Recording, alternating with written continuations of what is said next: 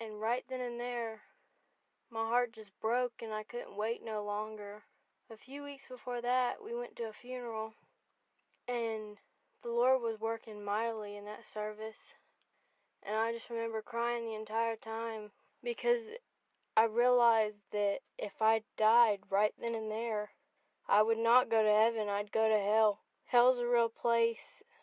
And he showed me that if I died, I'd go to hell for eternity. I'd spend my life there. I wouldn't be able to be with my family. And he was showing me that. I already knew it before, but it was like I was being hit in the face with the fact that I would have went to hell and burned for eternity. So I was worried that I was going to miss my time to be saved, because there's a time for everything under heaven. And I thought I was going to miss my time to be saved. And that's how the Lord dealt with me. He broke my heart for weeks. And I just kept praying that He would save me and that He would keep me alive long enough for me to get saved. And then I heard that night my Aunt Jill came in and she told us. I was asleep over at my cousin's, because if I was at home, I wouldn't have got saved that night. There was a reason that it was meant for me to go and stay the night at my cousin's house, because that's where it was supposed to happen. That's where He was supposed to save me. I would have been too distracted in my own house with devilish things. I knew I wasn't saved. And my Aunt Jill came in there and told me that Brother Joseph and Sister Emily, they got saved. And they're around my age, a little older than me, but they got saved, and it just shot out to me that I could be saved. I didn't have to wait till I was older. I knew I didn't, but that's when I realized I didn't have to wait no longer. There was nothing I was waiting for. It was true happiness. I saw everybody who was saved before us, that they were so happy. You could see the glow on their face, and you knew the difference between a saved person and an unsaved person.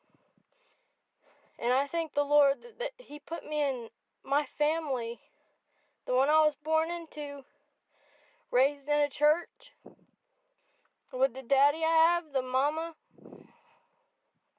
the uncle, my aunt, my whole family.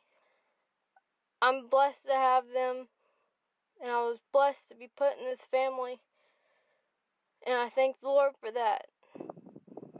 You never realize that, really, because if I was born in any other family, I'd be lost. I'd be out there somewhere, almost about to die, risking my life, doing things just for pleasure for a season. But the Lord, He knew what my life was going to be before I even lived it. And He saved me at 16 years old. And I was just so broke that night after I heard that they got saved that I just cried.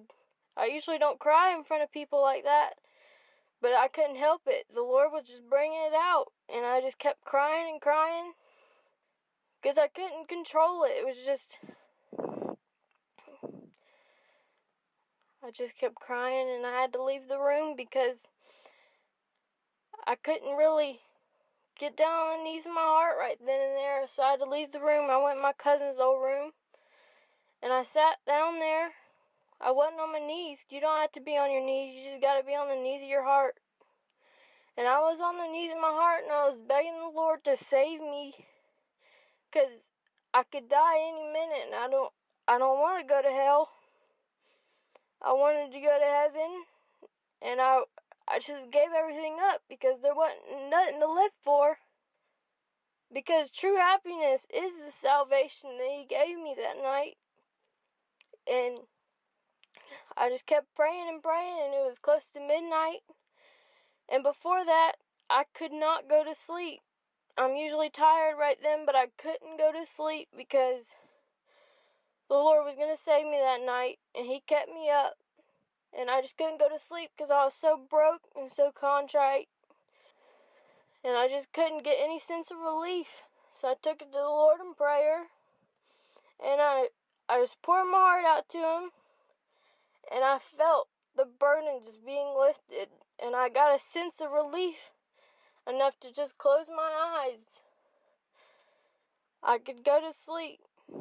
And I went to sleep. And I was praying still for the Lord to save me. And the next morning I woke up, and my cousin and my sister were in there, and I was so quiet because I knew what happened to me. I didn't know exactly what it was because I wasn't sure, and the devil was he was right there with me saying, "You're not saved, you're not saved, you're too young to be saved," and all that, and he just kept saying that over and over again, and he wasn't letting me talk to anybody and tell them that I think I got saved. But I told my cousin, I was like, "Danielle, I think I got saved last night." She didn't really know what to think because we were both young. But I knew something had happened to me, and I know she knew something had happened to me. But then the devil just attacked me. He's right there with you, and he's so strong. The lies of the devil are so strong that he was keeping it from coming out. And I texted my dad because I knew he'd know. I told him "Daddy, I think I got saved last night. I was just so broke I couldn't go to sleep. And then I prayed and I got to go to sleep because he lifted that burden. He lifted everything from me. Everything left me that night." I texted my friend. I said, "I think I got saved because Brother John, he got saved that morning too." And she told me. And I was like, "I think I got saved too." But the devil was trying to keep me from saying it because he didn't want me to say it out loud. He wanted to torture me and say that I wasn't saved. But I knew what happened to me because that was a supernatural thing that came from the Lord. Nobody could do it but Him. I was a new creature in Christ. Old things did pass away. I remember keeping quiet that entire day. But my dad had told my uncle, and he knew. Then he told my Aunt Jill, and she knew. And she noticed that I was being quiet. And I came home, and I found out that we were having a Bible study. And I went to it because I felt like I needed to go. That's where I wanted to go.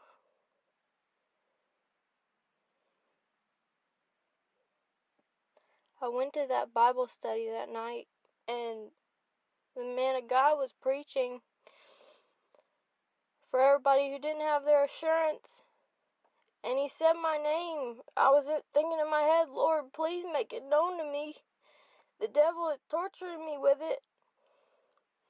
And right when I said that in my head, Brother Stacy, he said my name loud and clear right then and there. And it was like that burden was lifted.